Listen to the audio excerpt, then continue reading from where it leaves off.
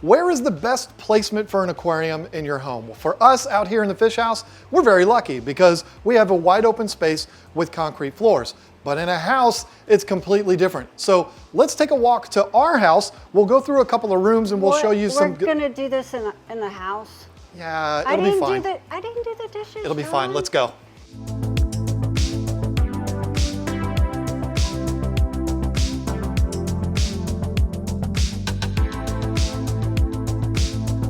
All right, let's start in here. This is our family/living room, whatever you call it. It's where we have our TV and where we do the majority of our hanging out. But if I'm being honest, it's really just Roxy's room. So where would be the best place to put an aquarium in here? Well, there's a couple of spots, I guess. There could be one over here next to Roxy.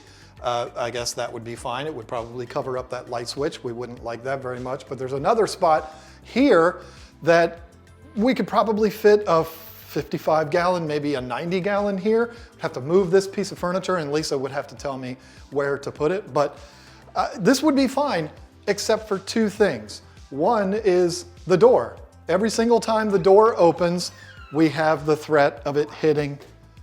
Now that's a problem with my house, might not be a problem with yours. The other problem is the draft. Now we live in North Carolina, so it doesn't get outrageously cold here, except for the last few days it's been miserable, but every single time we open that door, there's gonna be a draft coming in that can impact that aquarium. Something that you have to think about, but structurally, this would be fine. It's the newest place in the house and it's on an exterior wall, which is always the strongest in your house.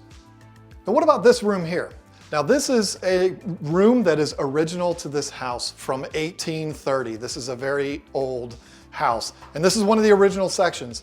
Is this gonna be structurally sound enough to put an aquarium in? Not a very big one, I wouldn't. I mean, we're not gonna have any in here for sure. We do have this one wall here, which is directly below a staircase, which means it's probably well supported. We could probably put something small here, maybe a 29-gallon or smaller, I think, could work here. But I don't know. I would feel weird about putting an aquarium in a 193-year-old space. That just seems a little bit too risky for me. But I guess if you're desperate, I guess you could.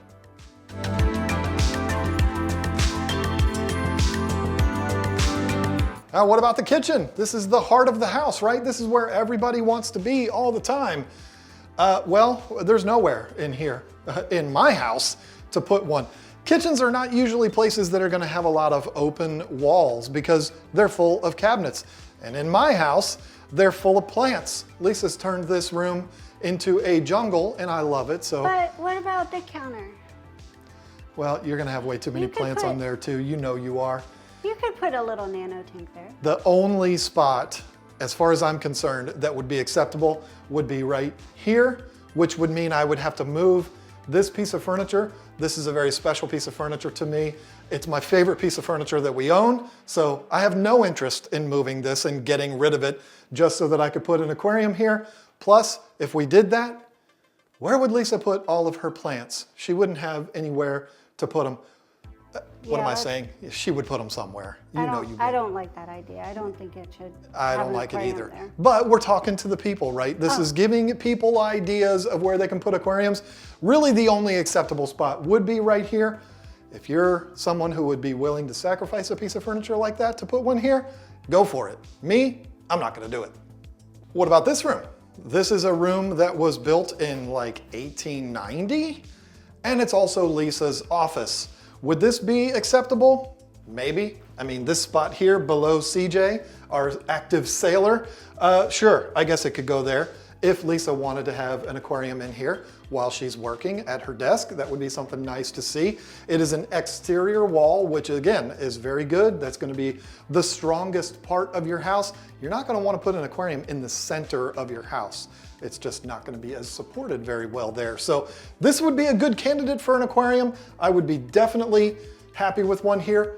And here's the good thing. There's no windows shining directly on it, which is gonna help with algae control, which is a good thing. But let's be honest, Lisa ain't putting a tank there. What about this room? This is the original living room of the house from 1830. It is one of the most original rooms in this whole house. And I'm gonna show you, I'm not gonna tell you, I'm gonna show you why this would be no good. See if the camera shakes.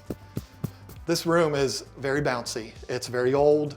There is not very good support underneath here. There is no acceptable location in this room at all where I would put an aquarium. Maybe a 5-gallon or a little 3-gallon shrimp tank or something like that, but a big tank, no way, not in here. Plus, there's a big factor here that would keep me from putting an aquarium in here, and that is I'm never in here. I come in here for 5 minutes a day to say hi to the cats and give them a hard time. I don't come in here to hang out at all. So why put an aquarium in a room that I'm never in? Plus there's something else, and that is no access to water. The kitchen is way over there. The next bathroom is way over there. I'm not lugging buckets through a house. I'm too old for that, and this house is too old for me to be spilling water all over the place. So no, this room is out. So now we're up on the second floor, and I'm gonna be honest, I don't even know why I brought you up here. I mean, this is the same thing. We are directly above the room we were just in. The floors are squeaky. That's part of what we love about this house. It's very old. The ceilings are only 6.5 feet high. Could you do it up here?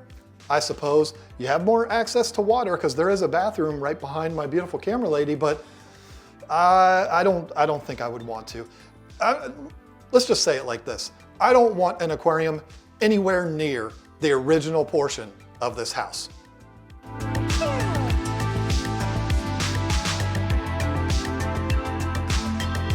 All right, so what am I trying to do in this video? Am I just giving you a tour of my house? No, absolutely not. What I'm trying to do is give you an idea of things that you should think about when you're gonna place an aquarium in your house. Where in the house is the most structurally sound? Exterior walls are always going to be the best. They are the strongest parts of your house. And interior walls sometimes can be, but not always. So staying around the outer perimeter of the house is always going to be best. Access to water is huge. You don't want to be lugging buckets around. I know you don't think it's going to be a big deal, but trust me, after a couple of times doing water changes, you're going to start to hate having your aquarium so far away from water. And then what I believe is the most critical part of all of it, how often do you go into that room? If I was to put one in this house, it would be in this room because this is where we are the most. We use that door to go in and out of the house. This is our main area that we're in all the time. So I would see the aquarium as much as possible. If I was to hide it in one of those other spaces, I would never see it, and it wouldn't take long to, oops, I forgot that the aquarium's in there. So just giving you some things to think about when you go to place your aquarium in your house. Have fun with that decision. It's always the fun part. Pick the right spot, and I hope this video helped you out. Thank you so much for watching. Bye.